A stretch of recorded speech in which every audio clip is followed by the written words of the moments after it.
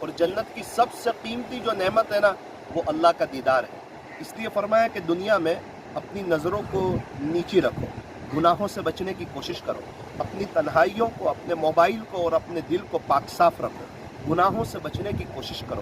گناہ ایک کرنٹ ہے جس کی وجہ سے انسان اللہ کی نظر سے گر جاتا ہے۔ نظر کی حفاظت کا مسئلہ بڑا اہم ہے۔ جب نماز کی باری آئی اللہ نے فرمایا اقیم الصلاۃ، مرد حضرات سے فرمایا تم نماز قائم کرو، اس میں مستورات آ گئی۔ زکوٰۃ کی باری آئی، اس میں مرد حضرات کو فرمایا، اس میں مستورات آ گئی۔ حج کی باری آئی، مرد حضرات کو حکم دیا، اس میں مستورات آ گئی۔ لیکن جب نظر کی حفاظت کی باری آئی، مرد حضرات کو الگ سے حکم دیا، مستورات کو الگ سے حکم دیا۔ قل للمؤمنین یغضوا من ابصارہم ویحفظوا فروجہم۔ پیارے نبی جی آپ ایمان والے مردوں سے کہہ دیجئے اپنی نگاہیں نیچی رکھیں اور اپنی شرمگاہوں کی حفاظت کریں، اور مستورات کو الگ سے حکم دیا۔ وقل للمؤمنات، پیارے نبی جی آپ ایمان والی عورتوں سے کہہ دیجئے یغضضن من ابصارہن، اپنی نگاہیں نیچی رکھیں، ویحفظن فروجہن، اور اپنی شرمگاہوں کی حفاظت کریں۔ نظر کی حفاظت کتنی اہم چیز ہے۔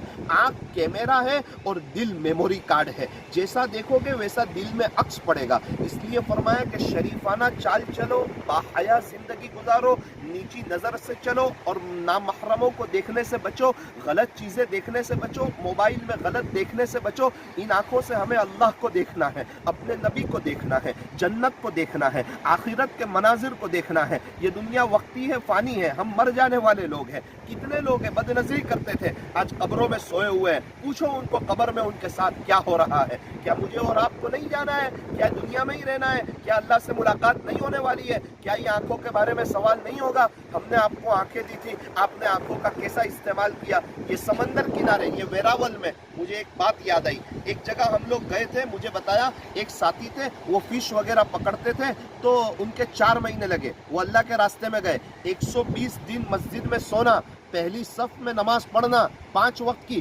تہجد، اشراق، 4 شوابین، 4 گھنٹے تک ایمان اور یقین کا مذاکرہ، تعلیم، قرآن شریف کے حلقے، اور ہر نماز کے بعد ایمان کا مذاکرہ اور فضائل گش اور درمیانی بات اور آخری بات اور لوگوں سے ملاقات، اور ایک ہی بات، اللہ سے ہوتا ہے، اللہ کرتے ہیں، اور اللہ ہی سب کچھ ہے اور ہم کچھ نہیں ہے، اور پیارے نبی کے طریقوں میں کامیابی ہے۔ اللہ کے خاطر بستیوں میں گھومنا پھرنا، چلنا پھرنا، اپنا جان، اپنا مال، اپنا وقت اور اپنی صلاحیت، سارے مسائل کا آسان حل، بستر اٹھا اور اللہ کے راستے میں چل۔ وہ 4 مہینے لگا کر آئے۔ اس کے بعد ساتھی نے بتایا کہ وہ رات کو 3 بجے سمندر میں تھوڑا بیچ میں جانے کی کوشش کرتے اور وہاں جا کے 1 گھنٹے کے قریب تہجد وغیرہ پڑھتے، اللہ سے دعا کرتے اور ریٹرن آ جاتے۔ پہلے صرف مچھلیاں پکڑنے جاتے تھے، رات میں آ جاتے تھے، لیکن جب سے اللہ کے راستے میں وقت لگا، ایمان کی فکر آئی، آخرت کی فکر آئی، اللہ سے ملاقات کا شوق آیا، تو فرمایا کہ وہ رات میں بیچ سمندر میں جاتے، سمندر کے اندر جاتے اور وہاں جا کے تہجد پڑھنے کی کوشش کرتے۔ تو جب انسان اللہ کے راستے میں وقت لگاتا ہے، قربانی دیتا ہے،